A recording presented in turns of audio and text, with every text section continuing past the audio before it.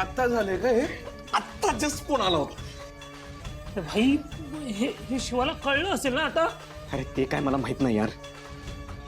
आणि तू आता तिथे जायला निघालास? हो.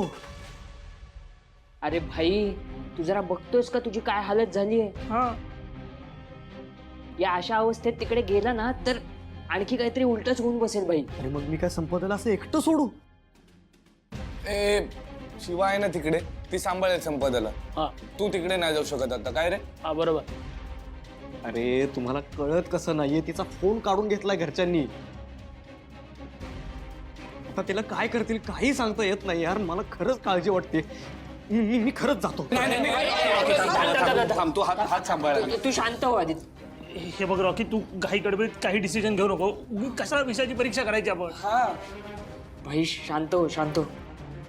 हे बघ, तू आता घाईघाईत काहीतरी करशील ना तर चुकीचं होऊन बसेल. हा आणि आता जर शिवाला कळलं असेल ना तर करू दे तिला तिच्या परीने हँडल. पण यार आपल्याला लवकरात लवकर काहीतरी करावं लागेल. अरे अरे रॉकी, हो हो हे बघ, पण त्याचा संपदाला त्रास व्हायला नको ना. हा ना भाई.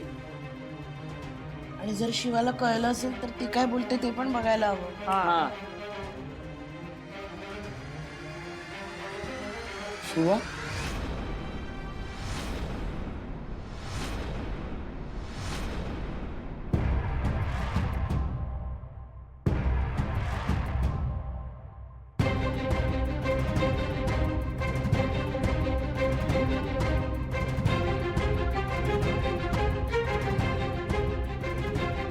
काय सगळं?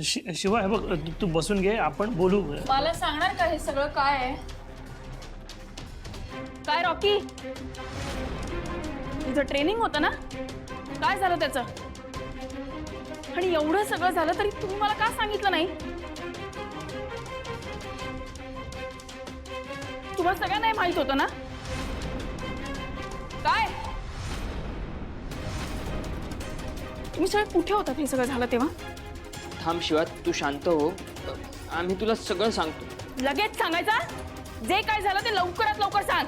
अगं शिवा, रॉकी बरोबर आम्ही चाललोच होतो तेवढ्यात काही गुंडांनी आम्हाला अडवलं.